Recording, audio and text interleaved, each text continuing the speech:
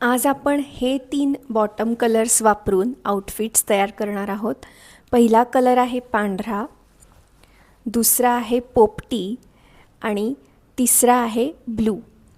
या सगळ्या प्लाझोज आहेत आणि प्लाझो खूप टाईट नसतातच, त्यामुळे उन्हाळ्यात घालण्यासाठी एक चांगला ऑप्शन आहे. आणि एकच प्लाझो अगदी 2 किंवा मॅक्स 3 कुर्त्यांवर सुद्धा वापरता येते. नमस्कार, मी प्राची. मी काय घालू या सिरीजमध्ये सगळ्यांचं स्वागत. यात आपण स्वतःच्याच कपाटातले कपडे मिक्स अँड मॅच करून आणि जे पडून राहिलेत ते सीझन वाईज त्यांना ते बाहेर यावे, त्या कपड्यांनाही हवा लागावी, आपलं उगाचच शॉपिंग होऊ नये, हे सगळे उद्दिष्ट साध्य होण्यासाठी ही सिरीज मी घेऊन आलेली आहे. त्यामुळे तुम्हीसुद्धा तुमच्या कपाटातले कॉटनचे कपडे, स्लीवलेस असतील, प्लाझोस असतील, स्कर्ट्स असतील किंवा तुम्हाला जे वाटतं उन्हाळ्यात याच्यात घाम येणार नाही जास्त किंवा घाम आला तरी घाम शोषला जाईल, तुम्हाला कम्फर्टेबल वाटेल. कारण उन्हाळाच इतका वाढला आहे की तुम्ही काहीही घातलं तरी तुम्हाला घाम हा येणारच आहे, कारण ती एक नॅचरल प्रोसेस आहे, त्याला तुम्ही थांबवू नाही शकत. पण त्याच्यातही कम्फर्टेबल कसं वाटू शकतं ते तुम्ही नक्कीच ठरवू शकता.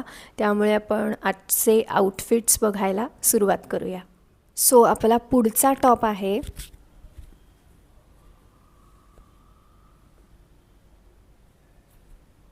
हा शॉर्ट स्लीवलेस टॉप आहे, व्ही नेक आहे आणि शिवाय याच्यावर मगाशी जी प्लाझो दाखवली आपण, ह्याच्यावर पण आपण 2 प्लाझोज वापरू शकतो, एकतर व्हाईट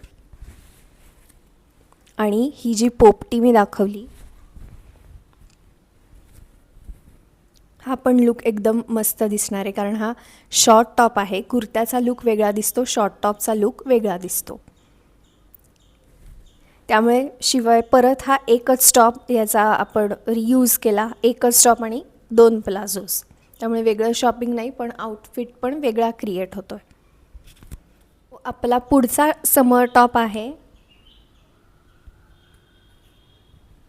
सो हा जो मी स्लीवलेस टॉप, शॉर्ट टॉप दाखवला त्याच्यापेक्षा हा थोडासा लॉंग आहे.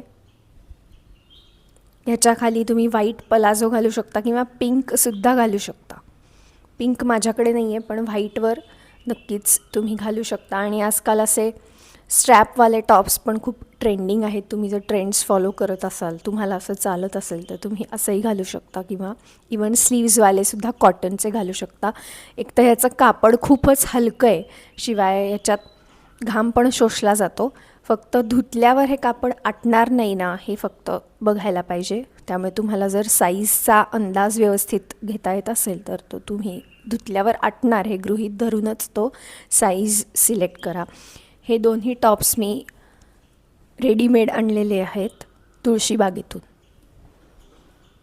आणि ह्याच्या आधीचा जो लॉंग होता तो मी शिवून घेतलेला आहे. आत्ता मी जो पिंक टॉप दाखवला त्याच्या सेम पॅटर्नमध्ये हा फक्त पोपटी कलर आहे.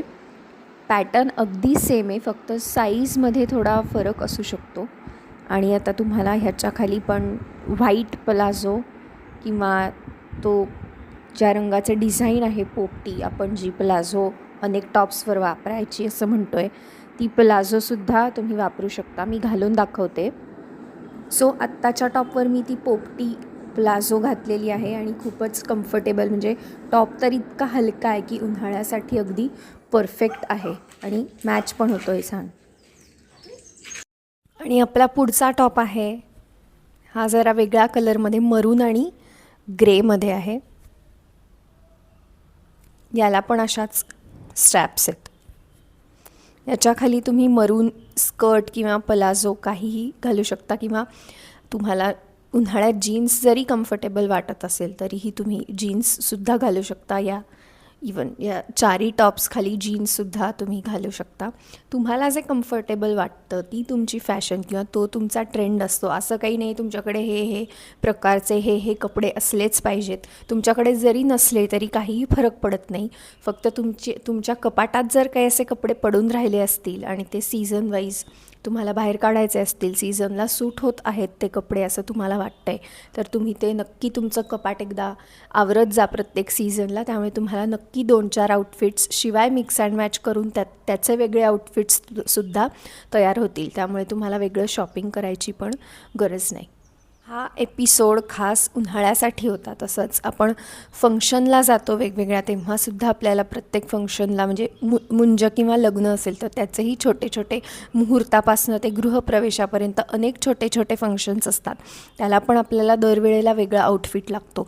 तो पण कसा क्रिएट करायचा त्याचेसुद्धा एपिसोड्स मी काय घालू या सिरीजमध्ये अव्हेलेबल आहेत.